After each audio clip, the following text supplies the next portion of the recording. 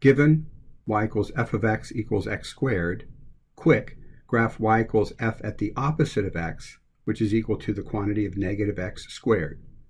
You'll need graph paper and a pencil. This is part of the family of functions series. You do need graph paper. You can download this PDF and print it and use this, or you have graph paper. So we're given f of x is x squared. We want to graph f of the opposite of x. So we're going to create a table, only this time we're going to have 3 columns. We'll use our 7 values for x. But then I'm also putting in a column for the opposite of x because we need to take the opposite of x before we square it. And so when x is 3, we're going to take the opposite of 3, which is negative 3, and square negative 3, which is positive 9, and plot 3 comma 9, x comma y, not the opposite of x, but x comma y. When x is 2, its opposite is negative 2. When you square negative, you get a positive 4.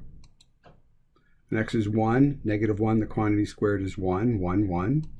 The origin stays the same. The opposite of negative 1 is positive 1, and when you square a positive number, you get a positive answer. So negative 1 comma 1, negative 2 comma 4, and negative 3 comma 9. And so connecting the points, hey, this looks exactly like y equals x squared.